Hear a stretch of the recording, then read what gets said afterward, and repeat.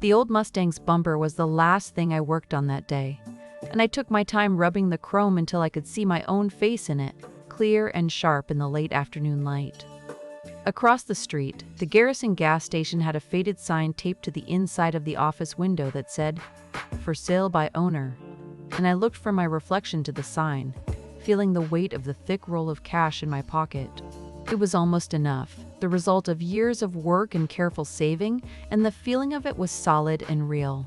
Sal came out of the garage wiping his hands on a red rag, and he stopped beside me, following my gaze to the station.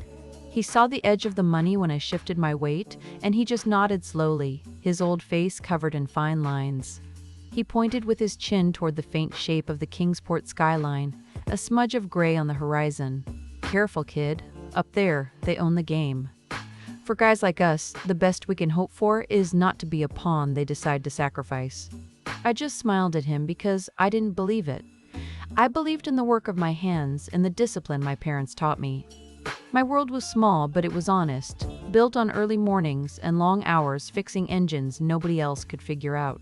I lived in a clean apartment above a bakery, and at night, I would study engine diagrams or talk to my parents over a video call, their faces proud and tired as they encouraged my dream from halfway across the world. My life was simple, and everything in it was aimed at that one goal: buying the station and making it mine. Inside the garage, a small television was playing a political ad, and I saw a man with gray hair and a perfect suit standing with his family. It was Senator Thomas Fletcher, a man whose picture was on signs all over the state, and he spoke about law and order while his son stood beside him looking bored. His daughter Annalise was there too, and she just looked uncomfortable, like she wanted to be anywhere else. I turned my attention back to the Mustang, because the Fletchers and their world had nothing to do with me. I learned later what happened that night, every single detail of how my life was unmade.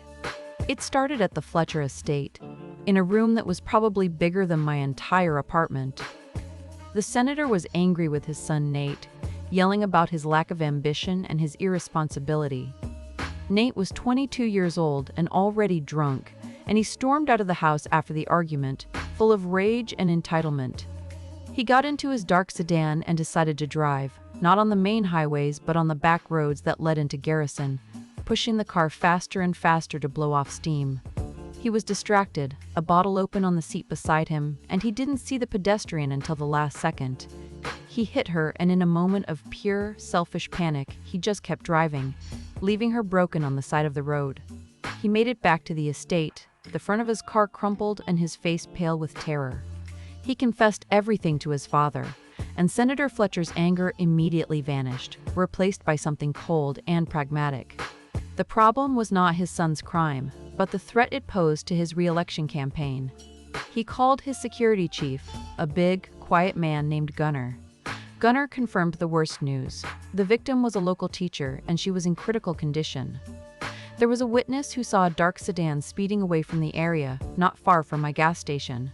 That was all Senator Fletcher needed to hear, because he saw an opportunity, a solution. Gunner's team ran a quick background check on me, and they found what they needed: a small irregularity in my parents' immigration status, a piece of paper that could be used as a weapon. Fletcher gave the order, and Gunner executed it with perfect efficiency. They broke a piece from Nate's headlight and planted it in the back of my garage. They paid the witness a large sum of money to change his story and identify my car. The senator made a call to the county sheriff, a man who owed his job to the Fletcher political machine, and the security footage from the cameras at my station, the footage that would have proved I was working on a car all night, simply disappeared. While all this was happening, Gunner himself paid a visit to my parents. He didn't raise his voice, and he didn't make threats. He just explained to them very clearly that, if I fought the charges, if I made any trouble at all, they would be deported immediately. They were good people who had worked hard their whole lives, and they were terrified. A few days after I was convicted, Gunnar carried out the threat anyway, and they were quietly put on a plane and sent away, cut off from me completely. The police came for me the next morning. They kicked in the door to my apartment and dragged me out while I was still trying to understand what was happening. I was isolated, my parents were silenced, and the full weight of a system I never knew existed came down on me. I saw Annalise once during this time, a glimpse of her in a hallway at the police station where her father was talking to the sheriff. She saw me in handcuffs and her face went white with horror. Her father put a hand on her arm and guided her away, his expression a cold mask. Her silence was another part of their plan, another piece of the wall they built around me. The trial was a blur of lies and fabricated evidence. My lawyer was overwhelmed and the prosecutor was confident, presenting a case that was airtight because it had been built that way. When the judge read the guilty verdict, I felt something inside me just go still. The fight was over, and I had lost without ever understanding the rules of the game. I stopped struggling, and I let my eyes move across the courtroom, over the faces of the jury and the lawyers, until they found the Fletcher family sitting in the front row. The senator looked relieved, and Nate looked like nothing had happened at all. Then I saw Annalise. She was staring right at me, and her eyes were not filled with the malice of her father or the emptiness of her brother. Her face was a landscape of pure, soul-deep terror and guilt. That was the last thing I saw before they took me away, the image of her tormented conscience, the one single flaw in their perfect crime.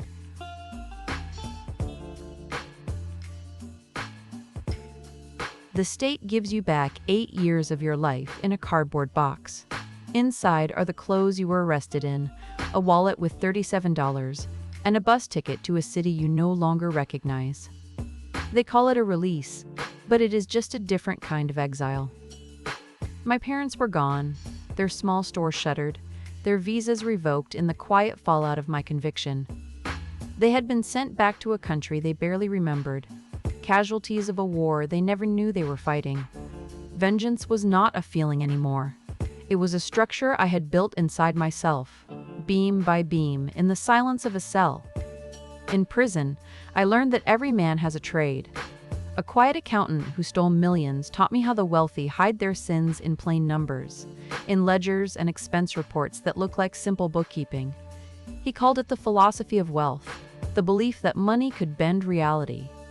A former investigator taught me how to construct a new reality from nothing, a digital ghost with a verifiable past. He showed me how to become someone else so completely that I could forget who I was.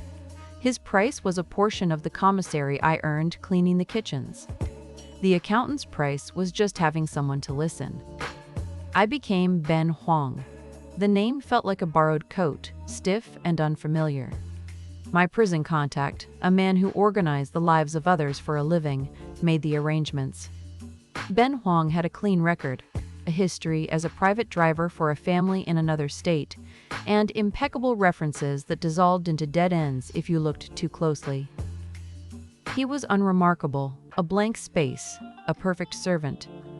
My contact found the opening. The Fletcher family's driver of 12 years had a gambling problem. A secret gunner, their security chief, had failed to notice until it became a liability. Gunnar needed a replacement, someone quiet and immediate, someone who could be slipped into place before the senator noticed the disruption. My contact presented Ben Huang as the solution to a problem Gunnar didn't want his boss to know existed. Gunnar was a large man who filled the doorway of the estate's security office. He had short gray hair and a face that seemed carved from stone, his eyes missing nothing. He reviewed Ben Huang's file in complete silence, his stillness a physical pressure in the room. He did not look at me once. He looked at the paper, at the fiction we had built. "You have a 90-day probationary period," he said, finally closing the folder. His voice was low and flat. "You will be watched. Every route you take, every minute you are late or early, every word you speak. We value discretion. We require invisibility. Is that understood?" I gave him a slight, respectful nod. He stood and walked me to the garage, a cavern of polished concrete and high-end vehicles.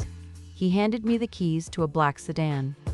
"This is your vehicle. It is to be kept immaculate. Senator Fletcher is to be driven in the town car. Mr. Nathaniel prefers the SUV. Miss Annalise will tell you her preference. Your schedule is on the tablet in the driver's console. Do not deviate from it unless instructed by a member of the family or myself." The infiltration was complete, but I was inside a cage, under the constant gaze of a very patient predator. The car became my world. It was a silent, leather-lined chamber where I learned the geography of my enemy. I drove the senator to political fundraisers where he spoke of integrity and family values. I drove Nate to clubs and to the apartments of women whose names he forgot by morning. I drove Annalise to a small law clinic in a forgotten part of the city. Nate treated me like part of the car, a component that responded to his commands. One afternoon, he slouched in the back seat, talking loudly on his phone to a friend. "You have no idea," Nate said, his voice slick with alcohol and arrogance. "My old man can make anything go away. Anything. You think your little DUI is a problem? Trust me, it's not a problem." He laughed. My hands were steady on the wheel. My face, reflected in the rearview mirror, was a blank mask. The next day, I offered him a new phone, a simple burner unit. "For your privacy, Mr. Fletcher," I said, my voice quiet and neutral, "so your calls are your own." He took it with a greedy smirk. He liked the idea of secrets, of having a life separate from his father's constant oversight. He did not know the phone was a listening device, a direct line into his careless, entitled world. 2 nights later, he used it to call the same friend, drunk again, bragging. "I'm telling you, man, 8 years ago, I had this situation, a really big problem. And poof," he said, snapping his fingers near the phone's microphone. "It disappeared. My dad made it disappear. I recorded it all. The audio was clear. It was a son's drunken boast, not a confession. It was not enough to undo a senator, but it was the first stone." And Lise was different. She sat in the front seat, a small act of defiance against her family's hierarchy. She was thin and wore simple sweaters and jeans, clothes that seemed chosen to make her disappear. Her eyes were always tired, clouded with a sadness that felt old and heavy. She worked at a pro bono clinic, a place of worn-out furniture and overflowing case files, a world away from her family's manicured estate. The guilt I had seen in her eyes in that courtroom 8 years ago was still there, now a permanent part of her face. I knew I had to use it. One afternoon, driving her back from the clinic, she was quieter than usual, staring out the window at the rain-streaked streets. The silence in the car was thick with her misery. I decided to break character, just for a moment. It was a calculated risk. "My father was a mechanic," I said, my voice soft. It was the first time I had offered any personal detail. She turned from the window, surprised. "He had a specific way of cleaning his hands. He would use this industrial soap, the kind with sand in it, and he would scrub for 5 minutes straight after his shift. But there was always a little grease left, deep in the lines of his knuckles. He said it was a sign of an honest day's work." It was a true memory, a perfect sharp piece of my old life, and I was using it as a weapon. She looked at my hands on the steering wheel. "What happened to him?" "He's gone," I said. The lie was simple, but the truth it covered was not. The prod worked. She saw a flicker of humanity in the quiet driver, a hint of a life beyond her family's cold orbit. She began to talk. It started small, vague complaints about her father's pressure or her brother's recklessness. Then it grew. She spoke of living with a secret, a weight that never went away. I just listened, my quiet presence, an invitation for her to pour out the poison that was killing her from the inside. A bond was forming, a dangerous thing built on my deception and her desperation. The 8th anniversary of the hit and run arrived on a cold, gray Tuesday. I knew the date. I had counted every single one of them for 8 years. Annalise was a wreck. She came out of the house with her face pale and her movements unsteady. "Just drive, Ben," she said, her voice barely a whisper. I drove for hours, through the city and out onto the highways that cut through the countryside. She didn't say a word. The sun went down, and the world outside the windows became a blur of passing lights. Finally, on a dark, empty road miles from anywhere, she started to cry. It was not a quiet sadness, but a storm of grief that shook her entire body. I pulled the car over to the side of the road and put it in park. I did not say anything. I just waited. "This family is built on a lie," she sobbed, her words broken. "We ruined an innocent man's life. We destroyed him just to protect my brother." She did not say my name, but she did not have to. I had it. Confirmation from a witness, from a member of the family. I looked at her, her face buried in her hands, her trust in me absolute. The victory felt cold and hollow. To use her confession, I had to complete the betrayal. The stakes were no longer just about my name. They were about her. Gunnar's paranoia was a constant, low-grade fever. As my 90-day review approached, I felt his scrutiny intensify. There were new security sweeps, subtle changes in the digital protocols on the estate's network. He was looking for something. I had been careful, but careful is never enough with a man like Gunnar. He was not looking for a mistake, he was looking for perfection, because perfection itself is a flaw, an anomaly. Weeks earlier, I had found a small USB drive on the floor of the garage and returned it to him. It seemed like the act of an honest employee. The drive was a plant, loaded with a sophisticated keylogger. Now, his system-wide sweep found it.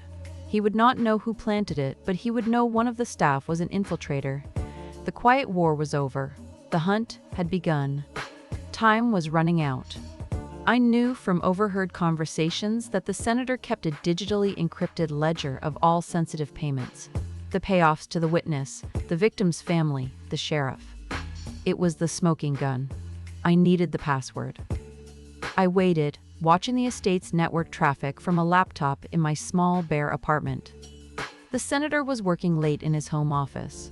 I saw him log into his secure financial system. The keylogger I had planted transmitted the password. I immediately initiated a remote download of the encrypted ledger. It was a massive file. I knew the transfer would trigger every alarm in Gunnar's security network. It was a loud, desperate move, but it was the only one I had left. The download completed. I had the ledger. A moment later, I saw a new alert flicker across my screen. A high-level security warning on the senator's office terminal. Gunnar now knew not only that I was the infiltrator, but he knew exactly what I had just stolen. The confession had unsettled Annalise. My calculated moment of humanity had worked too well. It had opened a door for her, but it had also planted a seed of curiosity. A few days later, racked with guilt, she sat alone in her office at the clinic.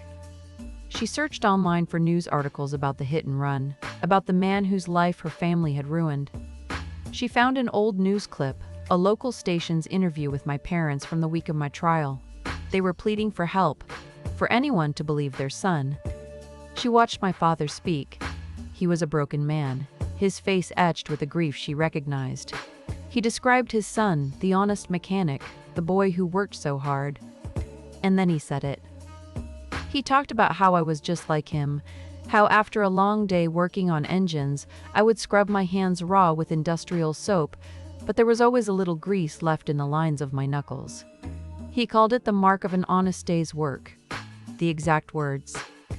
The same intimate, personal detail her driver had shared with her in a moment of quiet confidence. The connection clicked into place with the force of a physical blow. That night, she came to my apartment. The building was old and smelled of damp and fried food. She knocked on my door, her face ashen in the dim hallway light. I opened it and saw the look in her eyes. It was not trust or sadness.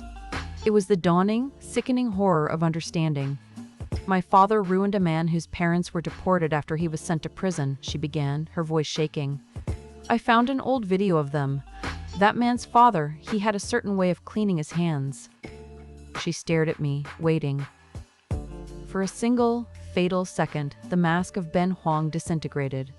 The cold, disciplined control I had maintained for months vanished, and all that was left was the raw, 8-year-old fury of Jin Kai. It was the same look I had given her in the courtroom as they led me away. She recoiled, a hand flying to her mouth as she breathed the words. "It's you." Her trust was not just broken, it was annihilated by the depth of my manipulation. At that exact moment, the apartment door burst inward, splintering off its hinges. Gunnar stood there, flanked by 2 of his men. The game was over. I did not hesitate. I threw the single wooden chair at them and dove through the cheap glass of the window. I landed hard on the rusted metal of a fire escape 2 floors down, the impact jarring my bones. Shouts echoed from the room above. I scrambled down the ladder into the darkness of the back alley, a fugitive with a hard drive full of evidence and nowhere to go. Hiding in the city's shadows, in the forgotten spaces between buildings, I was completely alone. I was hunted by Fletcher's men who operated outside the law, and I was now a monster in the eyes of the one person who might have been an ally. I had the proof to destroy them, but the victory felt like ashes in my mouth. I had become just like them, a manipulator who used people as tools, who saw kindness as a weakness to be exploited. Revenge was not enough. Simply leaking the data and watching their empire burn was not enough. It was a fire that would consume everything, including what was left of me. I had to do more than destroy them. I had to use the system they had corrupted, the very laws they had twisted, to bring about their complete and total legal ruin. My purpose sharpened, moving past my own stolen life and focusing on justice for the family they had shattered.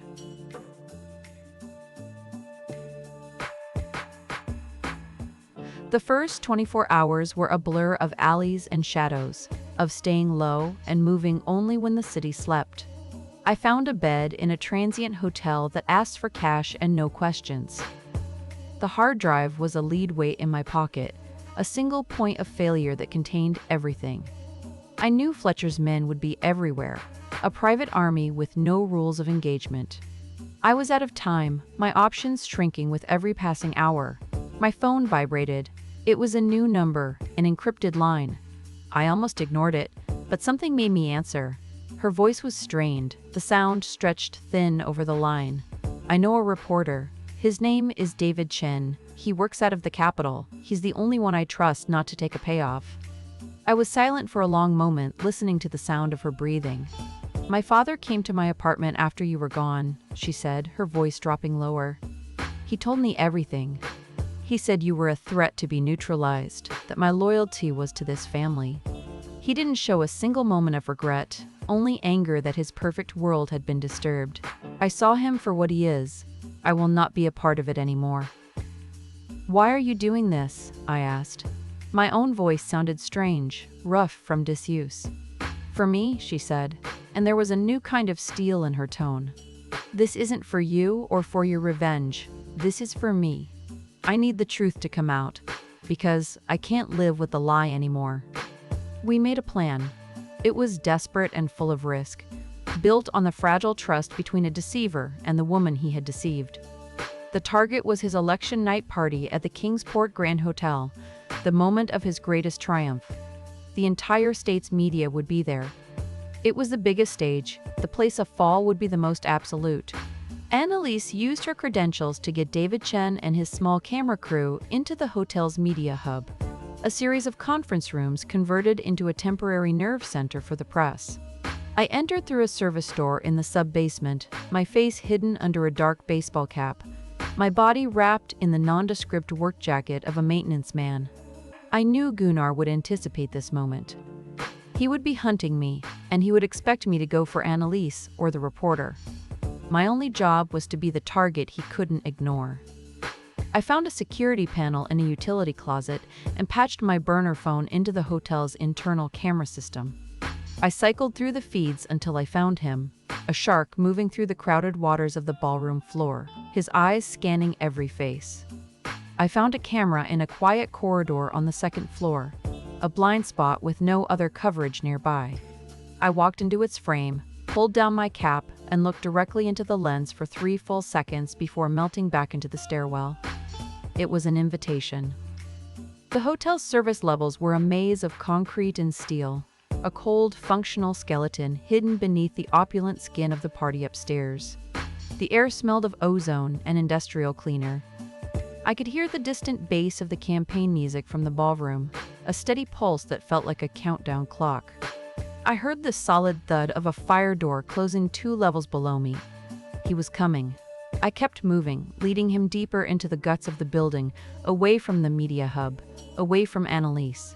He cornered me in a long, narrow service corridor lined with massive ventilation ducts. The noise was immense, a constant roar of air that swallowed all other sound. Gunnar was a silhouette at the far end of the hall, blocking the only exit. He didn't rush. He walked toward me with a slow, deliberate certainty, a man coming to finish a job. There was no honor in this fight. Prison had stripped that idea from me completely. Survival was about economy of motion and brutal efficiency. As he closed the distance, I grabbed a heavy wrench from a maintenance cart and threw it at his head. He deflected it easily with his forearm, the impact ringing off the concrete wall, but the motion forced him to break his stride. In that single moment of imbalance, I was on him. I didn't throw a punch. I drove the heel of my palm up under his nose, a sharp upward strike meant to disorient and overwhelm. He stumbled back, his eyes watering, a grunt of pain lost in the noise of the fans. He was bigger and stronger, but I was faster, fueled by an 8-year-old rage that had been honed to a single sharp point. He swung a heavy fist, and I moved inside it, driving my knee into his thigh, feeling the muscle seize. He went down to one knee. I kicked the back of his other leg, forcing him to the ground, and before he could recover, I had his hands behind his back, using his own zip tie restraints to bind his wrists. It was over in less than 10 seconds. I left him on the cold floor and ran. In the grand ballroom, the celebration was reaching its peak. Hundreds of Fletcher's supporters were packed together, their faces turned to the stage, their cheers echoing off the crystal chandeliers. I watched from a shattered balcony as Senator Thomas Fletcher walked to the podium, his wife at his side. He was smiling, a portrait of power and absolute confidence. He raised his hands to quiet the crowd, ready to claim his victory. Then the massive screens behind him flickered. The campaign logos vanished, replaced by the crisp, damning lines of his private ledger. A list of names and numbers, payments to a county sheriff, to a witness, to a victim's family, all labeled under household security expenses. A confused murmur rippled through the crowd. Before they could process what they were seeing, the image changed, and Nate's voice filled the ballroom. A clear recording played over the hotel's sound system. My dad made it disappear. The murmur became a wave of shocked gasps. The final image to appear on the screens was a live feed from the media hub. Annalise stood before a camera, her face pale but her eyes unwavering. She looked directly into the lens, speaking to the entire room, to the entire state. "My name is Annalise Fletcher," she said, her voice clear and strong, "and I am a witness to a crime my family committed 8 years ago." Chaos erupted. Cameras flashed, reporters shouted questions, and Thomas Fletcher stood frozen at the podium, his perfect world shattering in real time, broadcast live for all to see. 6 months later, I stood in front of the Garrison gas station. The for sale sign was faded, the paint peeling, but I held the deed in my hand. The Fletcher dynasty was a ruin of indictments and legal battles. My name was cleared, a quiet fact published in the back pages of the newspapers that had once convicted me. Sal, the old mechanic who used to work for the station's previous owner, walked over from the garage next door and clapped a heavy hand on my shoulder. "You didn't just win the game, kid," he said, squinting at the distant, hazy skyline of Kingsport. "You broke the whole damn board." A simple car pulled up to the curb. Annalise got out. She looked tired, but the haunted look was gone from her eyes. She was leaving the state, starting over somewhere new, a place where her last name was not a headline. We stood together for a moment in the comfortable quiet. There was nothing left that needed to be said. We had chosen the difficult truth over the simple satisfaction of revenge, and now we were both free and both alone. "Good luck, Annalise," I said. "You too, Jinkai," she replied. She got back in her car and drove away without looking back. My parents were on a flight, their new visas approved, coming home to a life I had managed to rebuild from the wreckage. I turned and walked to the front of the station. I found the main breaker and flicked a switch. The old neon open sign flickered for a moment, then settled into a steady, determined glow against the twilight.